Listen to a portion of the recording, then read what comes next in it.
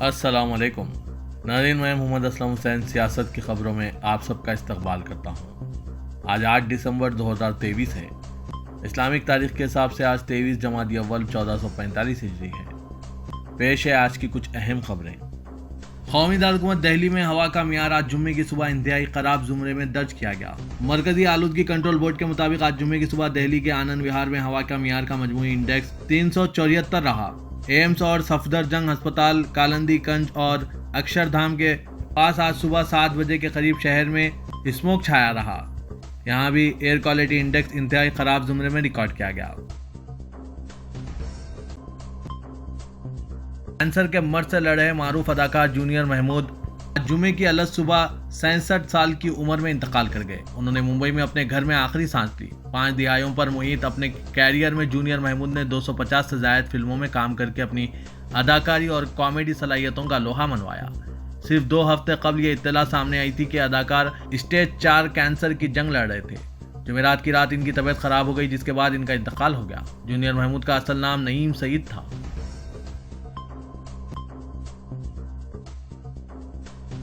जमात-उल-मोमिनीन की जानिब से लखनऊ में मुनक्किदा तकरीब में मौलाना अरशद मदनी ने कहा कि मुस्लिम तालीमी इदारे कायम किए जाएं, जिनमें नर्सरी से लेकर मिडिल और हाई स्कूल तक इस्लामी माहौल में तालीम दी जाए और जमात से वाबस्ता उलमा इकराम को ऐसी तालीम पर खुसूसी तवज्जो देनी चाहिए और अपनी निगरानी में जदीद तालीमी इदारे कायम करने चाहिए। अरशद मदनी ने मजीद कहा कि मुल्क के मौजूदा हालात में मुस्लिम लड़कियों के लिए खास तौर पर 8वीं जमात के बाद अलहदा तालीमी इदारे कायम किए जाएँ ताकि लड़कियां इस बुरे असर से महफूज रह सकें, क्योंकि लड़कियों को मजहब की तब्दीली का निशाना बनाया जा रहा है और इन्हें तब्दील किया जा रहा है। वक्त का तकाजा है कि इसको रोका जाए और इस घिनौने फाल की वजह से ख़ानदान बर्बाद हो रहे हैं। इसलिए हर मुसलमान आबादी में ऐसा इदारा कायम करना बहुत ज़रूरी है ताकि दीन व ईमान की हिफाजत हो सके। नाज़रीन, मौलाना अरशद मदनी के इस बयान पर आपकी क्या राय है? आप कमेंट के ज़रिए ज़रूर बताइएगा। बीएसपी रुकने पार्लियामेंट दानिश अली के खिलाफ लोकसभा में बहस के दौरान इंतहाई मुतनाज़ा नस्ल परस्ताना और बदबख्ताना तबसरा करने के मामले में बीजेपी रुकने पार्लियामेंट रमेश भदौड़ी ने बिला आखिर माफ़ी मांग ली है। बीजेपी रुकने पार्लियामेंट ने अपने बयान में कहा है कि दानिश अली के खिलाफ इनके तबसरे पर वज़ीर दिफा राजनाथ सिंह अफसोस जाहिर कर चुके हैं और अब इन्हें भी इस बयान पर सख्त अफसोस है। वाज़ के भदौड़ी ने यह माफ़ी पार्लियामेंट के ऐवान में नहीं मांगी है, बल्कि इस मामले की तफ्तीश कर रही पार्लिमानी इस्तेकाक कमेटी के सामने उन्होंने अपने इस अमल पर अफसोस का इजहार किया। इस ताल्लुक से बावसूख ज़राए का कहना है कि भदौड़ी ने कमेटी के सामने पेश होने के बाद यह अफसोस जाहिर किया है। उन्होंने कहा कि इस तरह का बयान इन्हें नहीं देना चाहिए था।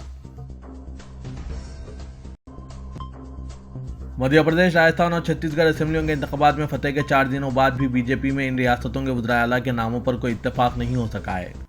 भारतीय जनता पार्टी अब तक इन रियासतों में वज़ीर आला के चेहरों का इंतखाब नहीं कर सकी है, जिस पर सवाल उठने लगे हैं और कांग्रेस ने भी इसे तनकीद का निशाना बनाया है। बीजेपी के ज़राए की जानिब से कहा जा रहा है कि आला कमान हतमी नामों के इंतखाब पर काम कर रही है। ज़राए के मुताबिक पार्टी 8 दिसंबर यानी आज पहले तीनों रियासतों के लिए मुबस्सिरीन मुकर्रर करेगी, जो कानून साज पार्टी की मीटिंगों की निगरानी करेंगी और पार्टी लीडर के इंतखाब में मदद करेंगे। वाज़ेह के तीनों रियासतों में बीजेपी ने वज़ीर आला के ओहदे के लिए किसी चेहरे को पेश किए बगैर इलेक्शन लड़ा है। नई दिल्ली में बीजेपी लीडरान पार्टी के पार्लिमानी बोर्ड की मीटिंग के लिए जमा हुए हैं। एक तरफ जहां राजस्थान में बीजेपी के वज़ीर आला के चेहरे पर कोई पेशरफ न होने पर तज़ब्ज़ब की सूरत हाल पेश आ रही है, तो दूसरी जानिब वज़ीर आला की दावेदार वसुंधरा राजे के बेटे दुष्यंत सिंह पर इल्ज़ाम है कि उन्होंने 5 अरकान असेंबली को एक रिसोर्ट में बंद रखा है।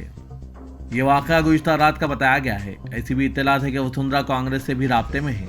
होटल में रुके किशनगंज के एमएलए ललित मीणा के वालिद और साबिक एमएलए हेमराज मीणा ने बताया कि झालावाड़ के रुकने पार्लियामेंट दुष्यंत सिंह को इसका जिम्मेदार करार दिया है। उन्होंने इल्ज़ाम लगाया कि यह सब रुकने पार्लियामेंट दुष्यंत सिंह के कहने पर हुआ है। उन्होंने इंकशाफ किया कि इनके बेटे ललित का कोई पता नहीं था।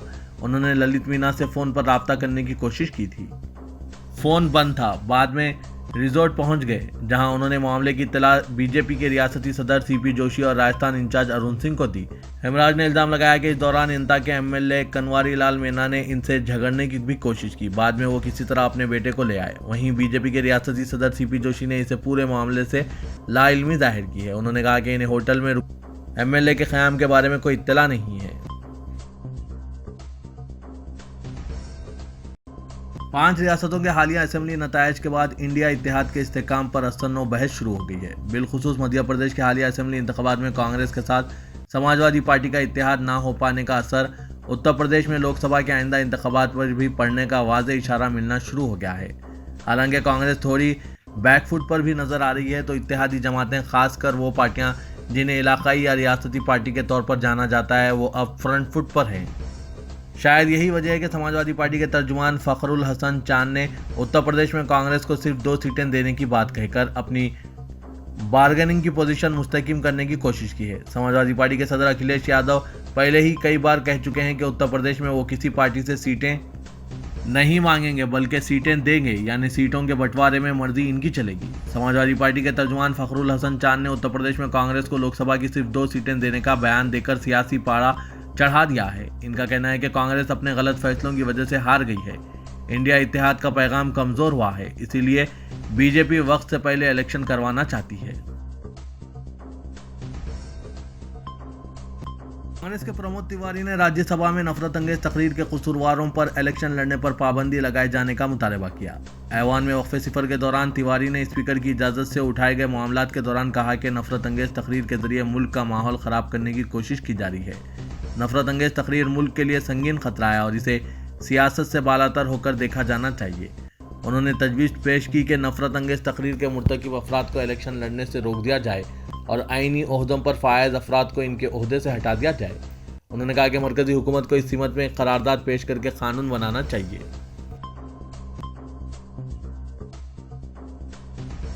तेलंगाना के साबिक वज़ीर आला के चंद्रशेखर राव जुमेरात की रात बाथरूम में फिसलकर गिर गए। केसीआर को हैदराबाद के यशोदा अस्पताल में दाखिल कराया गया है। तेलंगाना में 3 दिसंबर को असेंबली इंतखाबात के नतायज का ऐलान किया गया था, जिसमें केसीआर की पार्टी को बड़ा झटका लगा है। पार्टी इख्तिदार से बाहर।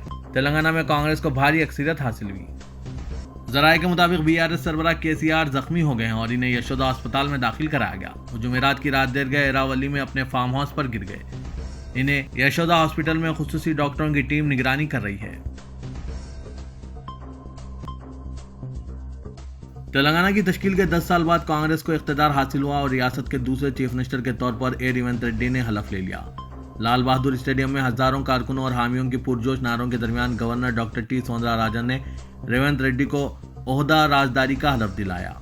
रेवंत रेड्डी के अलावा 11 उजरा ने भी हलफ लिया। पहले मरहले में चीफ मिनिस्टर के बशमुल 12 रुकनी काबीना तश्कील दी गई और तौक़े है कि मजीद 6 उजरा को अनकरीब काबीना में शामिल किया जाएगा। 119 रुकनी असेंबली के एतबार से 18 रुकनी काबीना तश्कील दी जा सकती है। असेंबली चुनाव में कांग्रेस 64 नशिस्तों के साथ अक्सरियत पाने में कामयाब रही है और कांग्रेस को तेलंगाना तश्कील के बावजूद इसे 10 साल तक इख्तिदार से महरूम रहना पड़ा। तेलंगाना में कांग्रेस की पहली हुकूमत की तश्कील को अवामी तकरीब की शक्ल दी गई, जिसमें अजला से हजारों कांग्रेस कारकुनों व हामियों ने शिरकत की। रेवंत रेड्डी के बाद भट्टी विक्रमार्का ने हलफ लिया, जिन्हें डिप्टी चीफ मिनिस्टर का दर्जा दिया गया। लाल बहादुर स्टेडियम में सोनिया गांधी, राहुल गांधी, प्रियंका गांधी, मल्लिकार्जुन खड़गे और रेवंत रेड्डी के बड़े कटआउट्स लगाए गए थे। स्टेडियम और अतराफ के इलाके को कांग्रेस परचमों से सजाया गया था। गांधी खानदान के लाल बहादुर स्टेडियम पहुंचते ही अवाम ने नारों की गूंज में इस्तकबाल किया। स्टेडियम में हलफबरदारी के स्टेज के अलावा 2 खुसूसी स्टेजेस बनाए गए थे, जिनमें से एक कौमी कायदीन और दूसरा रियासती मेहमानों के लिए मख्तस था। तेलंगाना में कांग्रेस की नई हुकूमत की काबीना का पहला इजलास चीफ मिनिस्टर ए रेवंत रेड्डी की ज़ेर सदारत सेक्रेटरीट में जुमेरात की शाम मुनक्किद हुआ, जिसमें 6 जमानतों के मुंजमला 2 जमानतों पर 9 दिसंबर से अमलावरी का फैसला किया गया।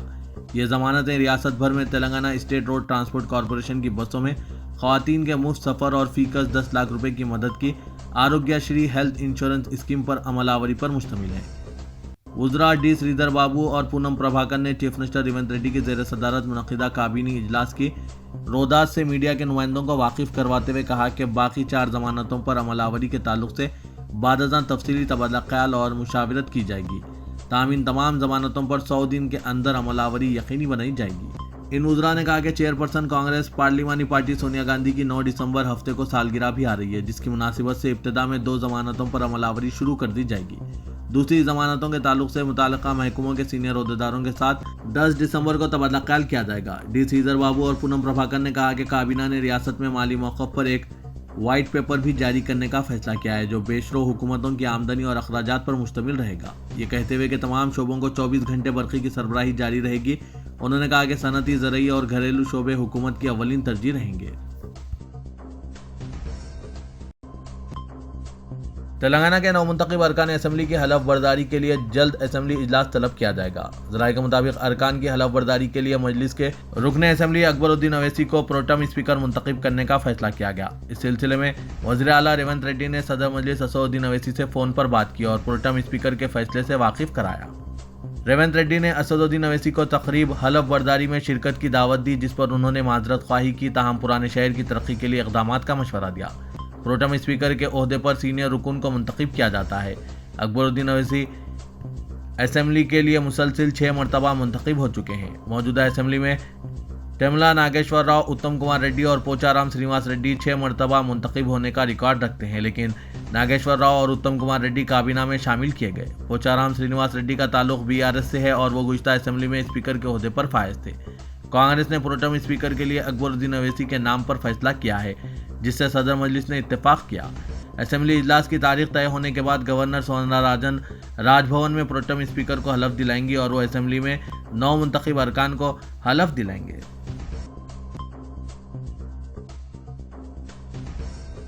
तेलंगाना में मुस्लिम रुकने कौंसल और काबीनी वजीर ओहदे के लिए कांग्रेस कायदीन की कोशिशें तेज हो चुकी है और मुस्लिम कायदीन इनके लिए पैरवी का आगाज कर चुके हैं। रेवंत रेड्डी ने 11 उजरा के साथ हलफ लिया, जिनमें सिर्फ अरकान असेंबली शामिल हैं। कांग्रेस से कोई मुस्लिम रुकने असेंबली मुंतखब ना होने पर काबीना में किसी भी मुस्लिम कायद को जगह नहीं दी गई। कांग्रेस मरकजी कायदीन तक रसाई वाले अक़लियती कायदीन कौंसल रुकनियत और इन्हें काबीना में जगह के लिए नुमाइंदगी करवाने लगे हैं। कहा जा रहा है कि कांग्रेस ने 2 मुस्लिम चेहरों को काबीना में शामिल करने का फैसला किया, जिसमें मोहम्मद अली शब्बीर, फेरोज़ खान, अजमतुल्ला हुसैनी, अजरुद्दीन, जफ़र जावेद, गुलाम सैयद, अफजल बियाबानी, खुसरो पाशा, अली मस्कती, उस्मान बिन मोहम्मद अल हाजरी व दीगर ने मरकजी कायदीन से मुलाकात करके कोशिशों का आगाज़ कर दिया है। जनरल सेक्रेटरी जमीयतुल उलमा हिंद तेलंगाना व आंध्र प्रदेश पीर खलीक अहमद साबिर व अजला से अब्दुल्ला कोतवाल समद नवाब के नाम भी रुकने कौंसल के लिए ज़ेर गश्त कर रहे हैं। ज़राए के मुताबिक कांग्रेस ने नाकाम उम्मीदवारों को काबीना में शामिल न करने का जहन बना लिया, क्योंकि इन्हें दीगर तबकात के कई अहम कायदीन को भी काबीना में शामिल करना पड़ सकता है। इसीलिए पार्टी से मुस्लिम नुमाइंदगी पर फैसले में उजलत के बजाय सीनियर कायदीन से मुशावरत के बाद सरगर्म और पार्टी के साथ रहने वालों के अलावा बाअसर कायदीन को काबीना में शामिल करने का फैसला किया जाएगा। बताया जा रहा है कि सरकर्दा कायदीन ने क़तई फैसले के लिए अंदरून एक हफ्ता मरकजी कायदीन रियासती जिम्मेदारों के मुशावरती इजलास में काबीना में तौसी व मुस्लिम नुमाइंदगी का फैसला किया जाएगा। वज़ीर आला तेलंगाना रेवंत रेड्डी ने चीफ मिनिस्टर की हैसियत से हलफ लेने के फौरी बाद रियासत के senior IPS ओहदेदार B Shivdhar Reddy को इंटेलिजेंस सरबराह मुकर्रर किया है। 1994 IPS बैच से ताल्लुक़ रखने वाले शिवधर रेड्डी ने उस्मानिया यूनिवर्सिटी से LLB की डिग्री हासिल की और बाद अज़ां सिविल सर्विसेज इम्तिहान में नुमायां कामयाबी हासिल करते हुए मुत्तहदा आंध्र प्रदेश कैडर में नामजद हुए। उन्होंने साबिक़ में कई अहम ओहदों पर खिदमत अंजाम दी है, जिनमें director anti corruption bureau, deputy commissioner police south zone, police commissioner Visakhapatnam के अलावा तेलंगाना के पहले इंटेलिजेंस सरबराह की हैसियत से भी फ़राइज़ अंजाम दिए हैं। वज़ीर आला तेलंगाना रेवंत रेड्डी ने कहा कि तेलंगाना अवाम को आज हकीकी मायनों में आज़ादी हासिल हुई है। अवामी तेलंगाना की तश्कील को यकीनी बनाने के लिए रियासत में आज से इंदिरम्मा राज कायम हुआ है। लाल बहादुर स्टेडियम में तकरीब हलफ बर्दारी के बाद अवाम से खिताब करते हुए रेवंत रेड्डी ने कहा कि तेलंगाना की तश्कील नौजवानों की कुर्बानियों और अवामी जद्दोजहद का नतीजा है। गुज़िश्ता 10 सालों से अवाम नाइंसाफ़ियों को बर्दाश्त कर रहे थे। प्रगति भवन के सामने रुकावटें खड़ी कर दी गई और अवाम का दाखिला बंद कर दिया गया। हमने रुकावटों को हटाने का फैसला किया है। चीफ मिनिस्टर ने कहा कि तेलंगाना मुल्क की तरक्की याफ्ता रियासत में शुमार की जाएगी। रेवंत रेड्डी ने ऐलान किया कि हर जुम्मे को सुबह 10 बजे ज्योति बा फूले प्रजा भवन में प्रजा दरबार मुनक़िद करते हुए अवामी मसाइल की समाअत करेंगे। उन्होंने अवाम से कहा कि मैं आपके बेटे और भाई की तरह जिम्मेदारियां निभाऊंगा। रेवंत रेड्डी ने कहा कि हम हुक्मरान नहीं बल्कि आपके खादिम हैं। गुज़िश्ता 10 सालों में तलबा, बेरोजगार नौजवानों और शहीदान तेलंगाना के ख़ानदानों को इंसाफ का इंतज़ार था और कांग्रेस हुकूमत इनके साथ मुकम्मल इंसाफ करेगी। वज़ीर आला तेलंगाना रेवंत रेड्डी ने LB स्टेडियम में हलफबर्दारी के बाद माजूर लड़की को मुलाजमत की फराहमी की फाइल पर जो दस्तखत किए हैं, इसके बाद इस लड़की के तकर्रुर के अहकाम हुकूमत ने जारी कर दिए। M रघुनंदन राव, सेक्रेटरी महकमा ज़राअत व इमदाद बाहमी ने सरकारी हुक्मनामा जारी किया, जिसके मुताबिक माजूर लड़की टी रजनी को Telangana state saddened organic certification agency में बहैसियत प्रोजेक्ट मैनेजर मुलाजमत फराहम की गई। माहाना 50,000 रुपये मुशायरा कॉन्ट्रैक्ट की बुनियाद पर मुलाजमत फराहम की गई। रेवंत रेड्डी को चीफ मिनिस्टर के तौर पर हलफ लेने पर मुख्तलिफ अहम शख्सियात ने मुबारकबाद पेश करते हुए नेक तमन्नाओं का इजहार किया। वज़ीर-ए-आज़म नरेंद्र मोदी ने तेलंगाना के चीफ मिनिस्टर के तौर पर हलफ लेने पर रेवंत रेड्डी को मुबारकबाद पेश की। उन्होंने सोशल मीडिया के अहम प्लेटफॉर्म एक्स पर किए गए ट्वीट में इस जिम्मेदारी को संभालने पर मुबारकबाद पेश की। उन्होंने रियासत की मज़ीद तरक्की और शहरियों की बहबूद के लिए तमाम मुमकिन मदद की यकीन दहानी कराई। CPI के कौमी जनरल सेक्रेटरी डी राजा ने इन्हें मुबारकबाद पेश की। वो हलफ बर्दारी की तकरीब में शिरकत के लिए दिल्ली से हैदराबाद पहुंचे थे, ताहम ट्रैफिक में वो फंस गए, जिसकी वजह से वो बर वक्त एलवी स्टेडियम नहीं पहुंच सके। बाद उन्होंने चीफ मिनिस्टर से मुलाकात करते हुए इन्हें गुलदस्ता पेश किया और कम्युनिस्ट पार्टी की तरफ से इन्हें मुबारकबाद पेश की। आंध्र प्रदेश के साबिक चीफ मिनिस्टर व तेलुगु देशम पार्टी के कौमी सदर चंद्राबाबू नायडू ने भी रेवंत रेड्डी को मुबारकबाद पेश की।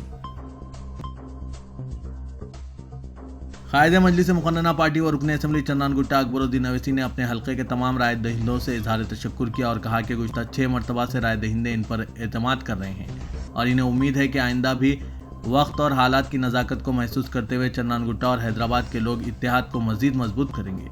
अकबरुद्दीन अवैसी बल्दी डिवीज़न रियासत नगर के मुख्तलिफ इलाकों में मुहिब्बान मजलिस और अवाम से मुलाकातों के बाद मुख्तसर खिताब कर रहे थे।